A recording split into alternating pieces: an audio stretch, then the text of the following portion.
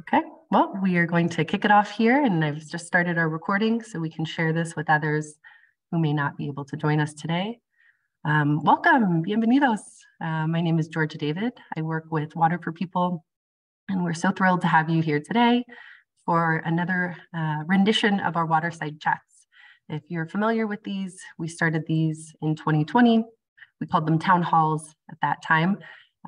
But now have rebranded because they've really grown into this lovely ability for us to connect you, our supporters and champions, with really influential and interesting people that are a part of our organization. So today, before I kick it off and share what we'll be talking about, I just want to give a special shout out to our presenting sponsor, CDM Smith. Thank you so much for your support as the presenting sponsor of Waterside Chats. And with that, here is the agenda for today. So you're in the middle of number 1, a quick welcome and overview.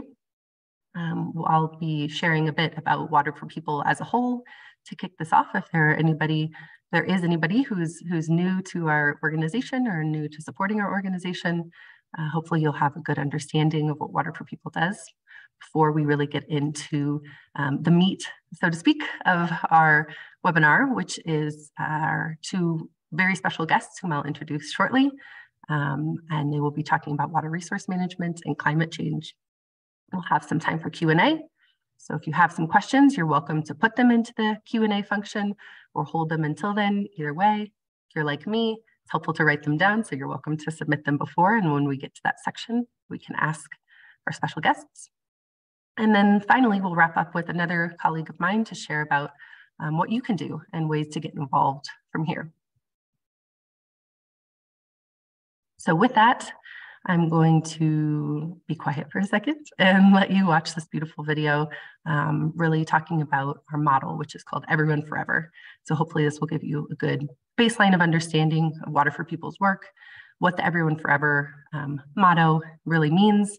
And I think it will hopefully give you a good understanding as to why water resource management and climate change are so intertwined with the work that we do.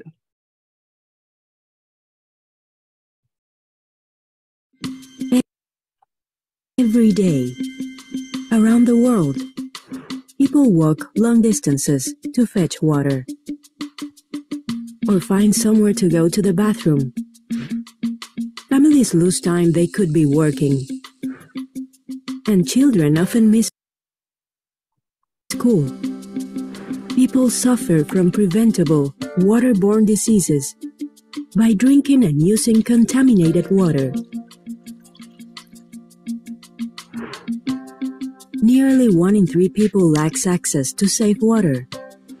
1 in 2 people doesn't have a safe toilet. Typical approaches to fix this problem fail.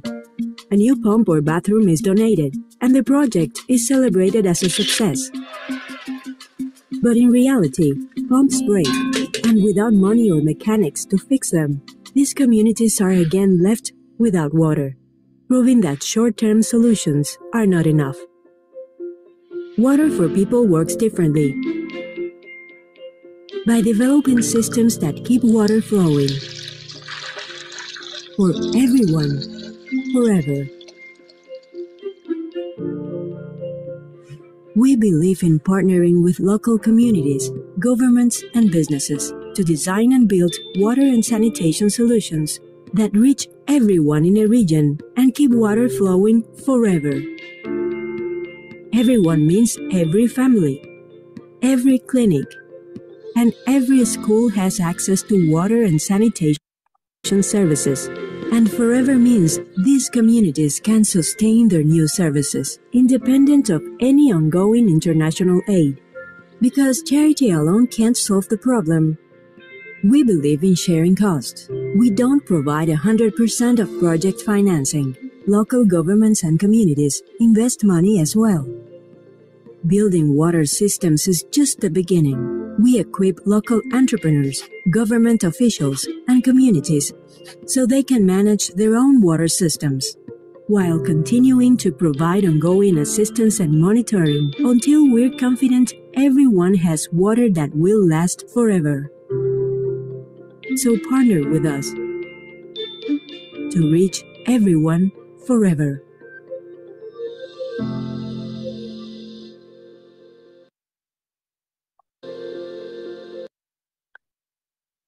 Thank you for taking some time to watch that. Hopefully it was a good way to wake up this morning if you're in the US and other parts of the world, maybe a good way to kick off your afternoon or evening. As you'll notice in the video, the map looks a little different right now, which is very exciting. We are executing our work across 9 countries. So you'll see Tanzania has been added as a country where we work, which is a really thrilling addition for our entire team, and specifically for one of our guests today, who's our regional director of Africa. The other countries, as you'll note on here, are throughout Latin America, Africa, and India. We are going to, honestly, I think that video really does the best job that I could do in giving you an overview of our work, really just understanding the importance of our new systems change model, which really led us to the point of narrowing down to these 9 countries, working in specific districts until everyone forever is reached, and then the ultimate goal of exiting, which is probably not something that you're familiar with if you are in the nonprofit world, but this is really our goal, is to work ourselves out of these jobs. But in the meantime, we recognize it's a tall task. There's a lot ahead of us. And we have some really, really committed, as I mentioned, interesting and brilliant colleagues and partners around the world that partner with us to make this happen. So to not belabor the point, I will happily introduce you to 2 of those colleagues of ours at Water for People. The first of which is Ellie Latham. So she is our Senior Global Advisor for Climate and Water Resources. She has 25 years of experience improving systems to protect people and nature through water, with her last 15 years focused on securing water and sanitation services for vulnerable populations globally. Her experience is rooted in environmental engineering and has expanded the program direction and advisory. For those engineers and fellow individuals in the water sector, she maybe has worked alongside you at different points, has had various roles at Tetra Tech, Engineers Without Borders USA, and the US Peace Corps prior to joining Water for People in 2015. And our other special guest is Kate Namanya. So Kate is our Regional Director of Africa, 25 years of experience in strategic planning, program development and management, resource mobilization, driving results, and mentoring young professionals, which, wow, even just saying that, that's a feat in and of itself. Kate has truly contributed to the WASH sector policies, strategies, market-based sanitation, and a number of innovations in various capacities. She comes back to Water for People as she previously served as the country director of Uganda from 2012 to 2021. So we're particularly excited that Kate has moved into this role as Regional Director of Africa. With that, I will pass along to our first guest to speak about our work around climate change and how resilient water service, the slide says it, how resilient water service truly is at the center of climate action.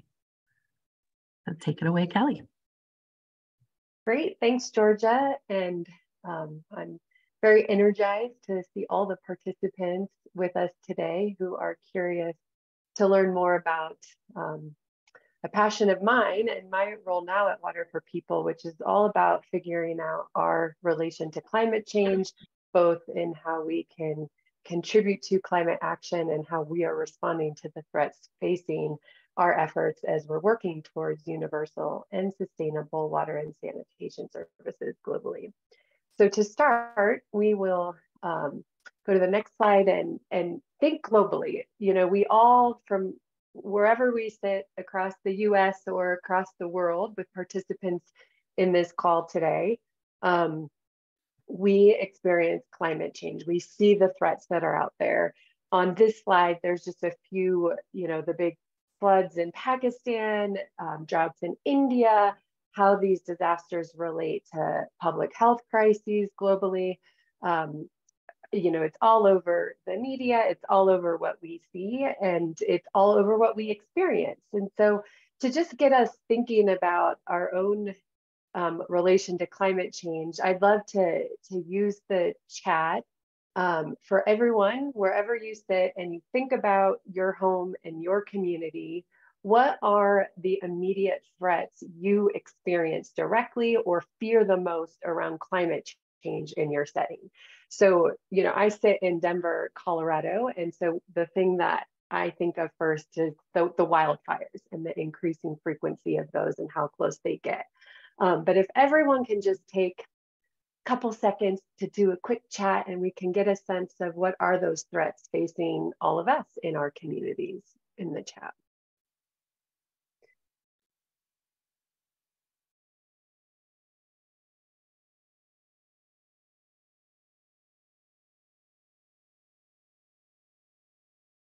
Flooding and fires. I think that's a common.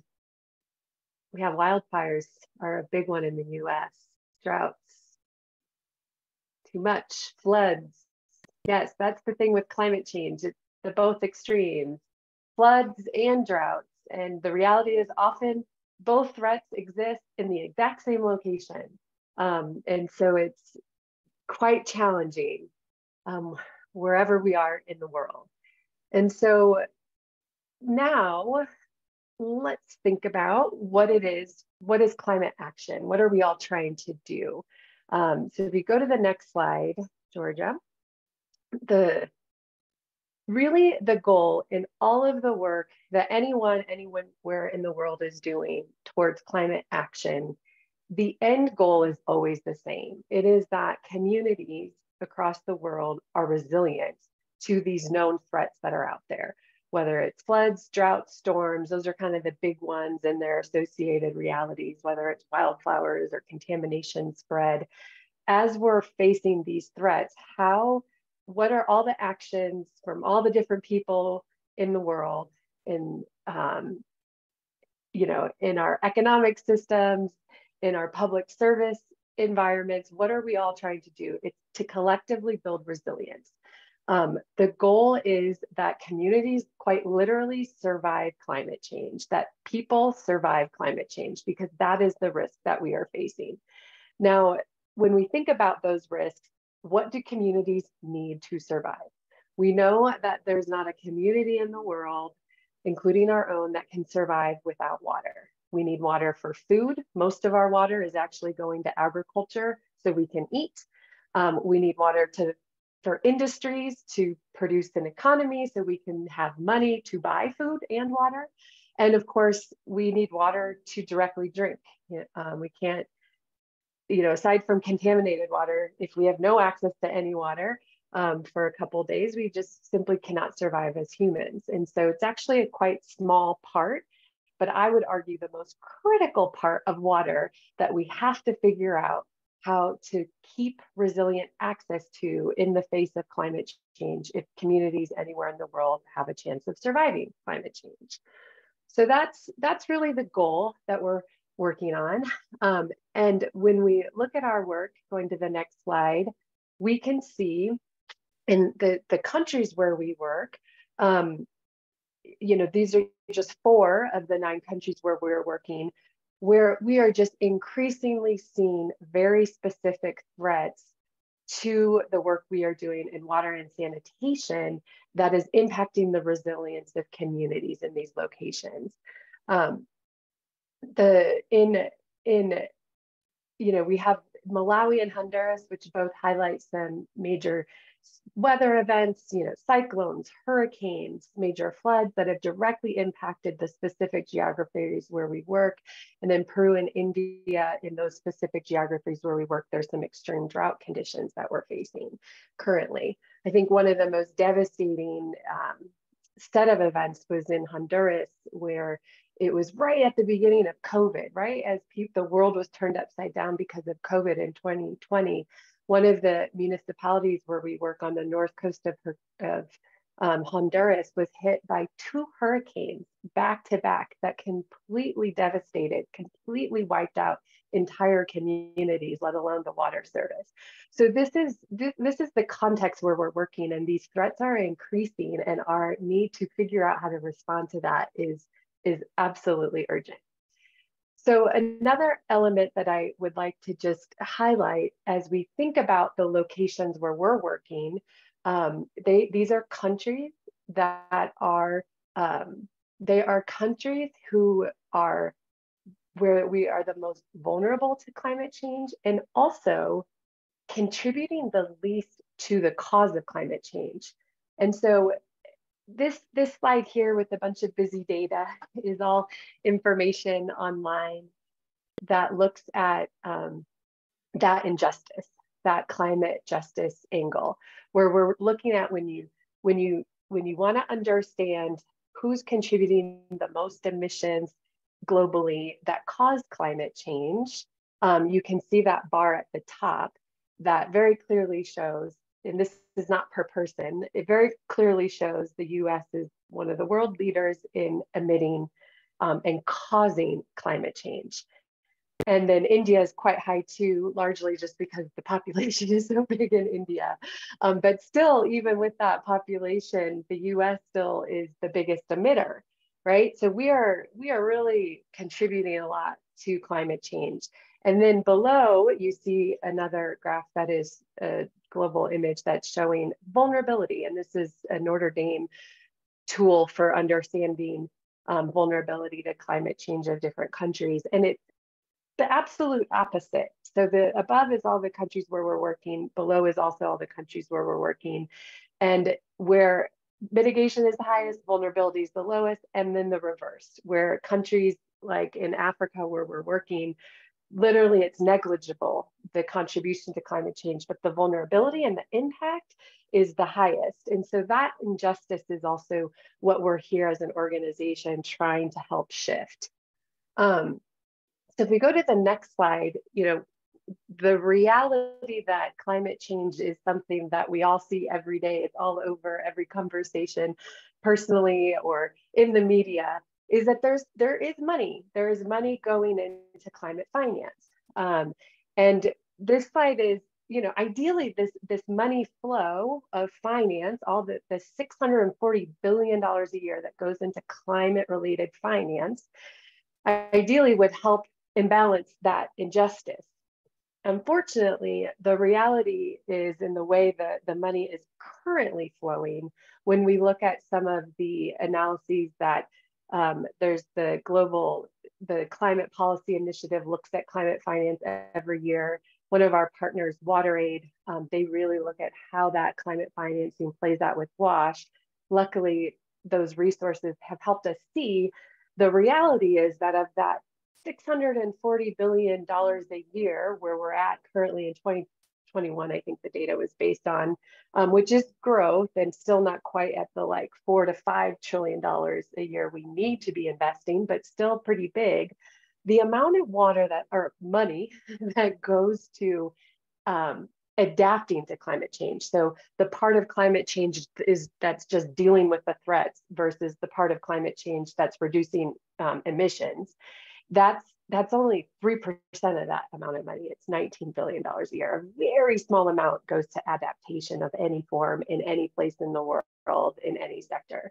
Then when you think about, okay, how much of that actually goes to rural dispersed areas around the world that are lacking basic access to water and sanitation? It's a small portion of that. When we look at how much goes to low income countries specifically, where we're working in Africa, it's even smaller. So it's a little trickle that makes our way. So one of the big things as an organization we are trying to do and have had some recent successes relates to how we can increase that flow so that we can help use finance to not exaggerate the injustice, but actually balance that injustice and figure out how to get that flow of money to the places where people are the most vulnerable, have contributed the least, and have the most critical need to just have basic access to water to survive climate change. So with that, we are working, if we go to the next slide, so much of our effort, globally, we're advocating, and then locally, as we are making the most of every little drop of water, we are doing our best in the locations where we're working to focus on climate resilience, understanding the specific risks in a specific context, and then figuring out what is needed so that that water service is resilient to those threats, so that when droughts happen, when events happen, the water service and sanitation services do sustain, and the community has a chance to be resilient to climate change. And with that, I'm going to pass it over to my colleague, Kate, who's going to show what more specifically that looks like in each of the places we're working and have been working in this way in Africa. Over to you, Kate. Thank you, Kelly, for the great introduction. Yeah, I will take you through what is happening in Africa. In all our country programs, we are responding to many of these risks and shocks, some at the local level and some at the national level. And I'm going to share with you what the country programs are currently working on, starting off with Uganda.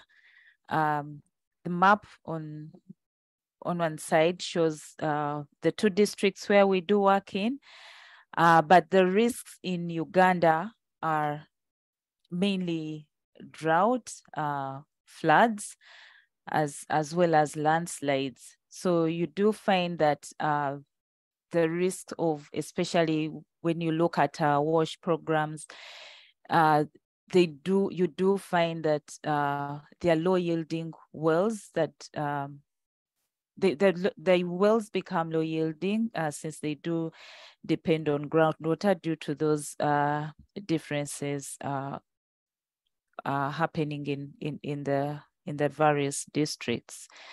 If you can continue to the next slide to show what we are currently doing to support communities become more resilient. We are doing wetland restoration. That is, you can see the difference, the wetland, how we found it in that area together with our partners, the local governments, and where it is right now. That photo has quite a number of our partners that we do work with, celebrating that milestone of a restored wetland.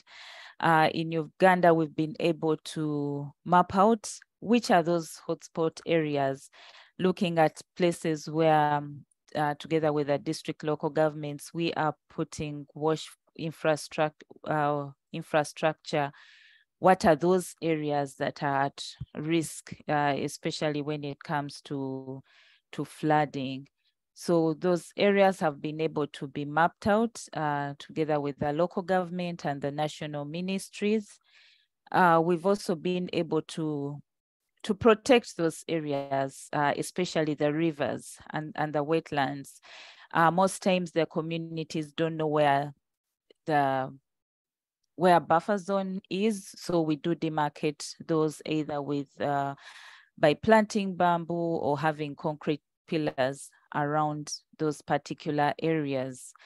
And one very interesting other activity we do with the national ministry is groundwater monitoring, so that we acquire the necessary knowledge on what is happening to the groundwater levels, especially owing to the fact that groundwater is the main source of water in this particular area. And recently we did have an impact where, if you can go to the next slide, where one of the staff in Uganda was able to explain more of the work that is being done. Enjoy that short video.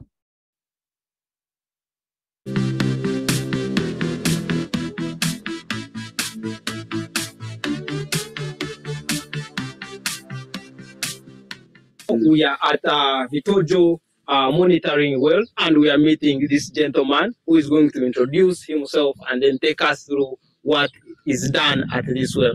Nice meeting you. Nice meeting you too. My name is Stanley Lobi Oketayot. I'm the water and sanitation engineer, Water for People. So here we are at Bitojo monitoring well, one of the monitoring wells in Biguli sub-county. So as part of the sustainability model to maintain the systems that has been constructed in Biguli sub-county, we are monitoring groundwater performance using what we call a CTT diver. So the diver measures electrical conductivity, measures temperature of the water, and then measures the groundwater variation of the water. That is the depth. So here we have the diver. Here we have the diver that helps us to track performance of groundwater on periodic basis. So, so far from the monitoring that we have done, we have realized most of the wells we have here in Biguli depend so much on rainfall for their replenishment. So now, in rainy season, we normally experience a rise in groundwater level. And then in dry seasons, we normally experience a drop in groundwater level. So far, that is what we do here. So on a period of 3 months, we come with the laptop and a tracking device. So what we do, we retrieve the diver from the monitoring well, we read the data, and then we share the data with the umbrella authority and with other relevant stakeholders who can help us in decision making in regard to system sustainability. So how has the data helped you make decisions, or could you give us the decisions that you've been able to make here in Biguli pertaining the data that you pick from these particular wells?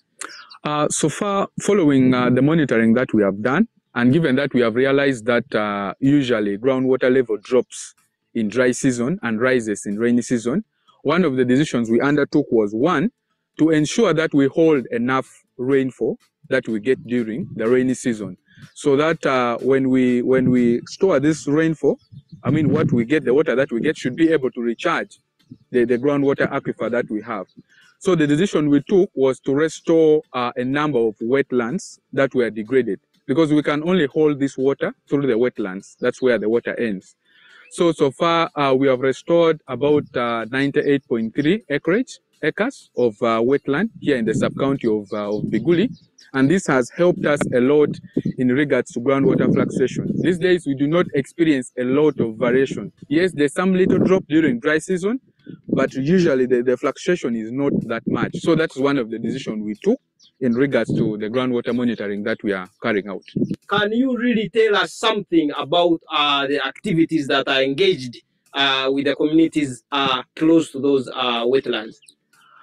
One of the things we do as part of the activities is demarcation of the buffer zones for these wetlands using reinforced concrete pillars.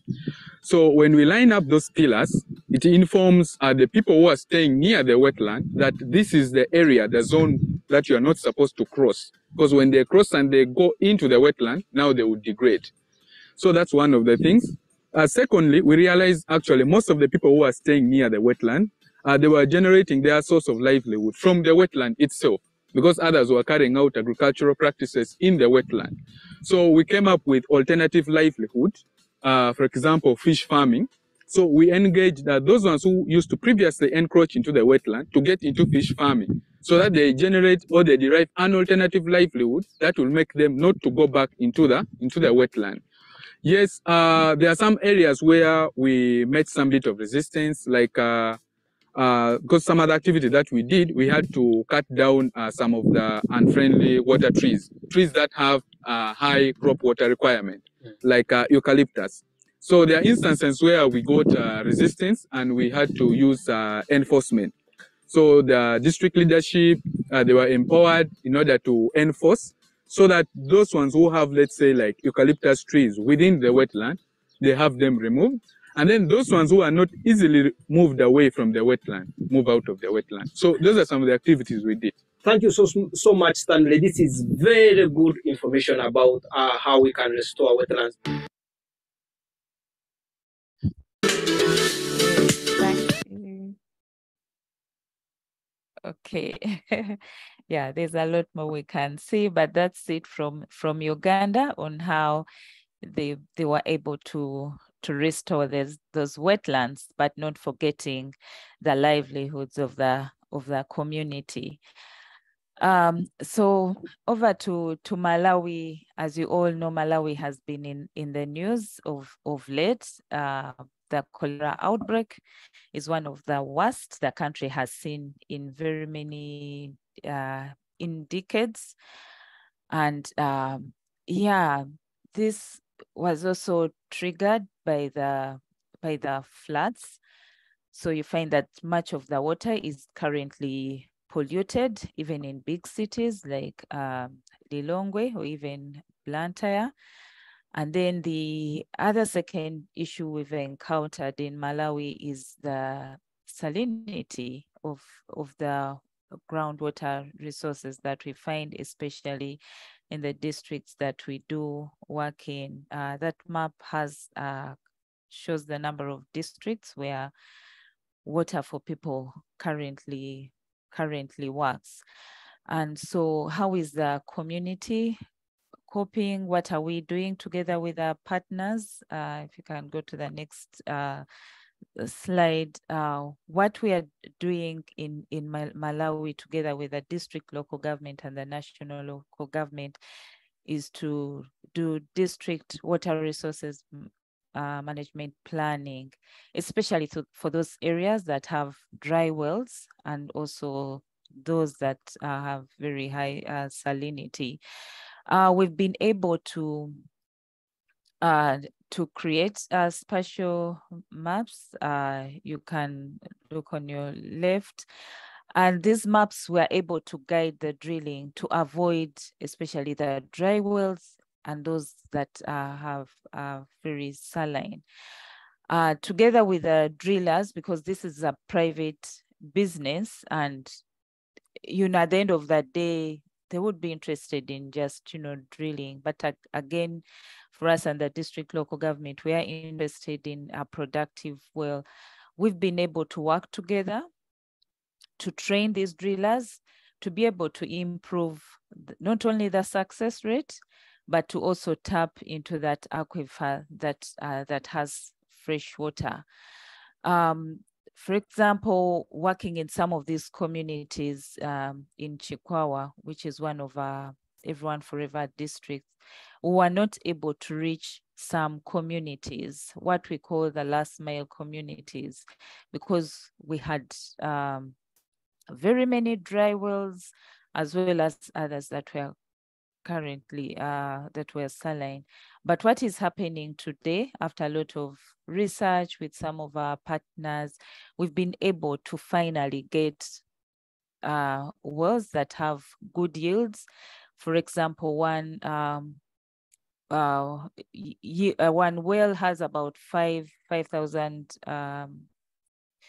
cubic meters of water that can be produced in an hour. And we've now moved into solar powered systems.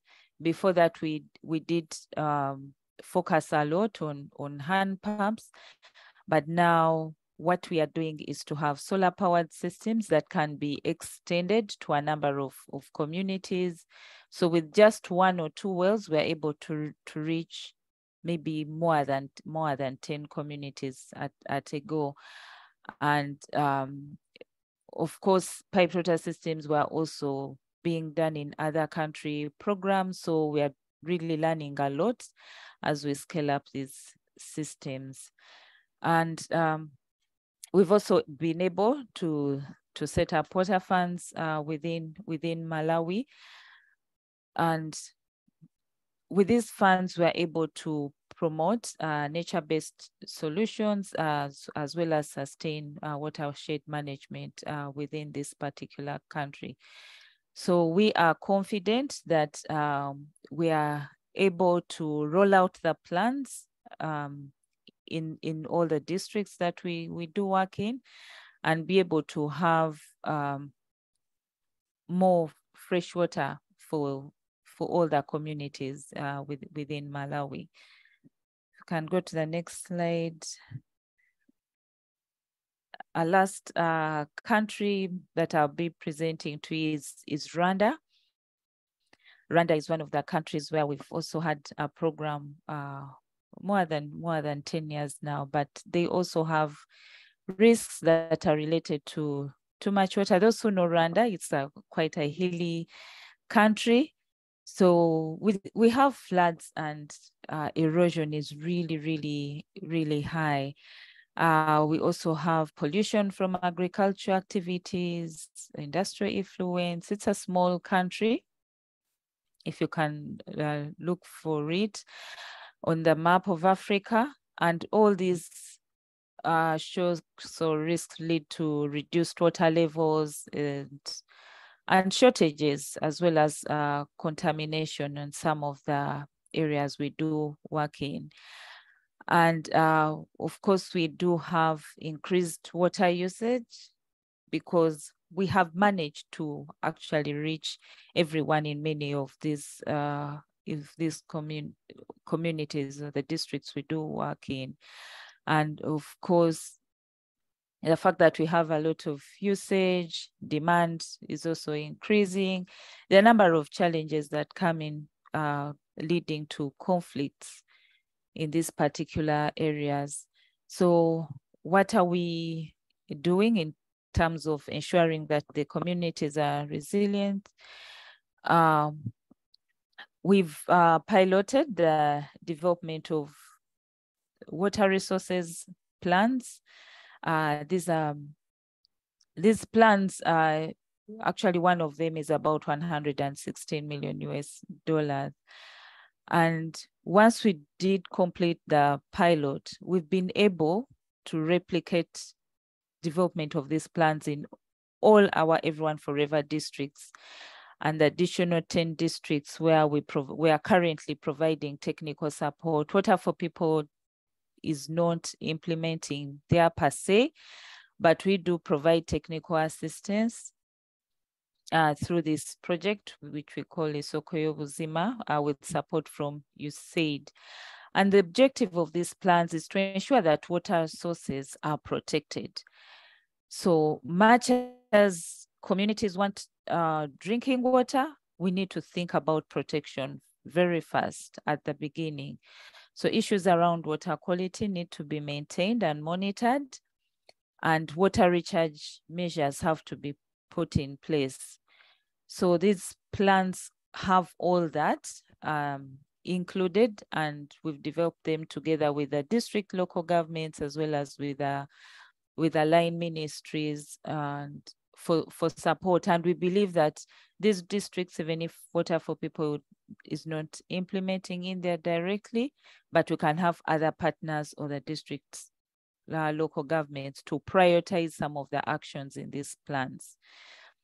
What you see on that slide, maps from Karongi. Karongi is one of the districts that we work in. It shows all of the mapped catchments that we're able to identify. And of course, yeah, we did manage to delineate all the catchments. And in the next slide, you'll see how, if you can just show the next slide, how a catchment looks like in Rwanda. So that's an example of one of them, and you can see the very high slopes that are susceptible to flooding and erosion if nothing is actually done. So those slopes, along with land use cover and soil conditions, were used to identify the priority areas for better land use management to protect the water sources. So the other photo shows one of the structures that we do support in partnership with the district local governments. Thank you. Next slide. Over to you, Kelly. Thanks, Kate. And just a final little snip before there's hopefully a chance for a question or two is, we've explained everything we're doing in our work, focusing in Africa. We have similar work in Latin America and India to be more resilient. Also, just a little blurb that I'm sure, yes, Daryl already added in the chat a link where you can look more. But we are making some commitments as an organization, not in how we work, but in how we operate internally and our decisions about things like travel as we think about our role in climate change. What are we doing to emit? How can we reduce that? How can we adapt as offices to climate change and the different threats? And how can we be more responsible stewards of the environment in our work? And so that's our internal self-reflection commitments too, that I invite you to click on that link to learn more. Thanks. Thank you both so much. I'm actually going to stop sharing. I think my second screen has a rectangular box, so I apologize for that. But also I just wanted you to be able to see everybody's lovely faces front and center. Thank you both. I will not belabor in our gratitude because I know we have a short time for questions here. We have one coming in from Enoch. His question is, from the video explanation by Stanley on the steps to replenish aquifers of water points in areas where wetlands are part of the catchments, I would like to know how Water for People has dealt with the effects of climate change to aquifers in areas where catchments are not necessarily wetlands, but are probably arable land. What a thoughtful, insightful question that I will happily pass along, maybe to Kate or if Kelly, whoever would like to answer that. Okay, I can start and Kelly can add.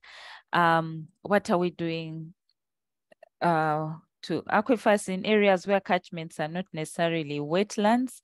If you saw the catchments in Rwanda, we are promoting a lot of terracing in those particular places so that we can have recharge areas in those particular points.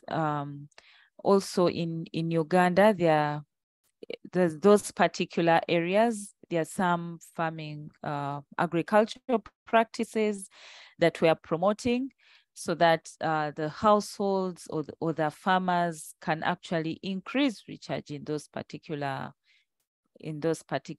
areas. So maybe over to you, Kelly. Yeah, and I can speak to a case of Bolivia where it's the opposite context, hilly and really dry scarcity issues.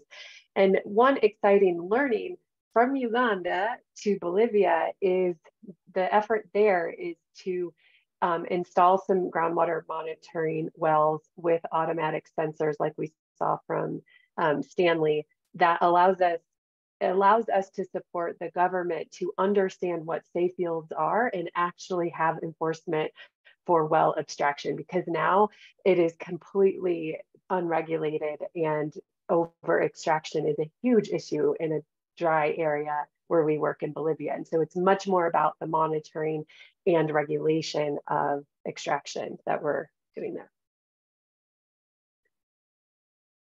Thank you both. And yes, that video was wonderful. That was a part of our impact tour to Uganda. So if anybody is interested, that's on our YouTube page. You can follow along and travel with us there. I recognize we are right at time, so I apologize for cutting this, but I'm going to pass over quickly to my colleague, Daryl, and start sharing my screen again for her to share some next steps. Yeah, thank you, Kate and Kelly, so much. I want to thank all of our supporters joining us on the call as well. We hope you learned some more about how your support makes a difference fighting climate change and ensuring the world's greatest resource, water, is protected. So truly thank you so much for being a part of our Water for People community. And if you are curious what you can do in order to help solve this problem today, we have a couple of options for you to get involved. And the first is our Ripple Effect, which is our personal fundraising website. So I've just put a link in the chat. You can start a personal fundraiser today for in honor of World Water Day, which is March 22nd. So coming up very soon. It's a great way to kind of get your community involved, either in a group fundraiser like a walk, or use something like a personal event such as a birthday or some other event to just kind of educate and raise funds to help fight the world water crisis. And the other great thing that you can do to get involved is to head over to our Instagram page, so Water for People on Instagram, and join our Why I Give Water campaign the month of March. If you tag Water for People and you share the reason that you give water on Instagram, you'll be entered to win an awesome gift basket of Water for People merch that's really fun. And I would encourage you to do that. It's another great way to educate people about the issues and to get our message out there. And just want to say one more time, thank you so much, Kate and Kelly, for sharing with us all of your knowledge and all of these great resources. And thank you everyone today for joining this call and taking the time to learn more about water resource management and climate change. We hope you have a great rest of your day.